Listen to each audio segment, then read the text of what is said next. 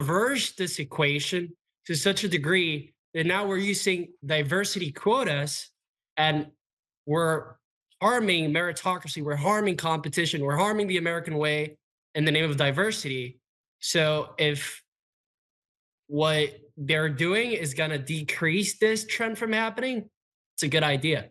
Job, they're told, no, you're not going to get the job because you're not black, not Latinx, you're not gay. And that's just unfair.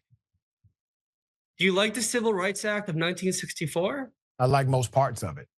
Well, the Rights Act of 1964 is exactly what's being used by conservatives in this case, in which is being utilized. I do like the Civil Rights Act in essence. I think the wording of it is somewhat being manipulated. And unfortunately, those that framed the act in 1964 were unaware that one day white men would claim that they were being discriminated against because of the inclusion dynamic of private companies. And so I get your point, the point you are attempting to make. But the reality is it was not created in order to protect white males. It was created to protect the historically marginalized in the communities across this nation. But go ahead. Either prefer a race-specific law protecting only black people or only Latinos? Fighting for their basic rights as citizens.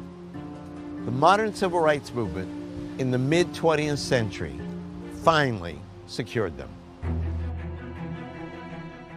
Most historians actually date the start of the formal civil rights movement to Brown versus Board of Education. Brown really stokes the fervor of the nation. Then, in December of 1955, Rosa Parks decided as an act of resistance that she would not give up her seat to a white man on the bus. Rosa Parks' deliberate act of resistance led to a bus boycott that thrust into the limelight a young preacher with a PhD. He would become one of the movement's most charismatic leaders. His name was the Reverend Dr. Martin Luther King Jr. One of the most iconic moments is the March on Washington in 1963, led by Martin Luther King Jr. 200,000 people converge on the nation's capital to rally for civil rights. They come united in one cause. One day right now in Alabama, little black boys and black girls will be able to join hands with little white boys and white girls as sisters and brothers. I have a dream today. This becomes visualized on the news and begins to change the way that Americans are starting to think about the civil rights movement.